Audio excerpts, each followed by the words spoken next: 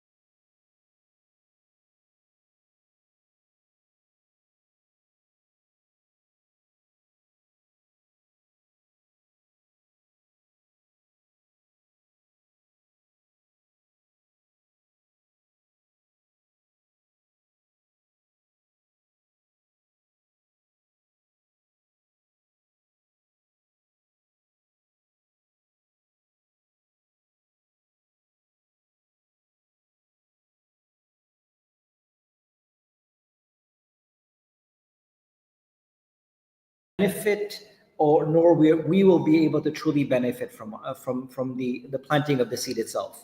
So some of the characteristics that we should all be trying to do from now, the work begins now, is that we should increase ourselves in the actions of good and khair in our lives, and we should begin to slowly decrease the distractions of our lives, because we live in a life where we are tasking at all times, right? Unfortunately, that's the time of our lives.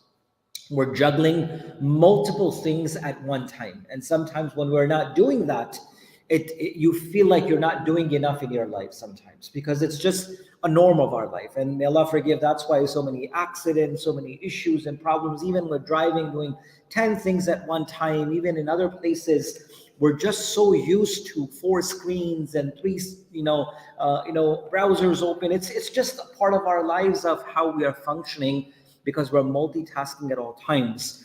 But it's very, very important for us as Muslims, and I say this to the young people who are sitting here: unplug yourself for a little bit.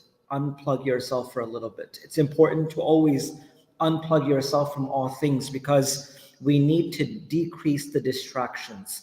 We may not be able to increase all the good at all that one time, but one thing that we can all do is decrease our distractions. Whenever a young person would come to Rasulullah ﷺ and ask for advice, he rarely had asked them to add to do more things. He would always ask them to decrease the wrong, right? Stop the sin, leave the wrong, rather than increasing. Because they were already, mashallah, good stuff we're already doing, but it's much easier to have lesser on your plate, because if you're doing less of the wrong, it gives you more time and opportunity for yourself. So I think the month of Rajab now is one of the best times to begin to stop or decrease the distractions of our lives. Gauge your own self. Assess your own self. No one from outside will come and hold your hands. It's not going to happen. We all have to do it for our own selves, right? It's not something that's going to be, you open your eye one day and mashallah, all distractions are gone. No. First and foremost, we need to realize that these are distractions in my life. These are the distractions of my life. How can I avoid them in my life? Yes, there are many things that are productive. From amongst the hadith of Rasulullah sallallahu alaihi wasallam, that is one of the most, quoted hadith, where Imam Abu Dawud rahmatullah alayhi mentions it to be the khulasa, or the essence of some of the words of Rasulullah sallallahu alaihi wasallam's life, is min husn al-Islam al-mar'i tarku ma la yani. From amongst the excellence of a believing man and a woman is to avoid things that are of no concern to them. Min husn al-Islam al-mar'i. From amongst the excellence. Husn in Arabic means the excellence, the pinnacle of a person's Islam and deen is tarkuhu ma la yani. Things that are of no concern to them, avoid that. avoid distraction. If you can avoid distraction and you can leave things that are no concern to you, no faida, no benefit in dunya and the akhirah, if you can avoid that, that's the excellence of your deen, Rasulullah sallallahu alaihi wasallam said. And the month of Rajab is one of those times where we can all individually sit down for our own selves and list the things. That what are the things that are consuming my entire day? What are the things that are beneficial for me?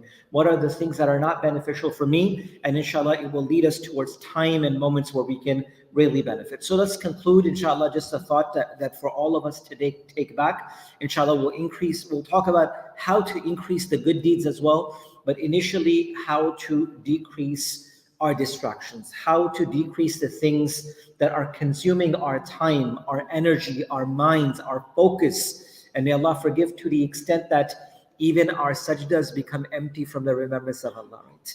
We get so consumed sometimes by the things that even the place where we need to find Allah subhanahu wa ta'ala the closest, it's empty from the remembrance of Allah. Our sajdas, the 8 sajdas that we just did in these 4 rakats, right? And subhanallah, how much of it, or even more, subhanallah, how much of it was closeness to Allah subhanahu wa ta'ala, or even the remembrance of Allah. So again, inshallah, this is my humble request for me and all of us. Let's begin with assessing our individual self.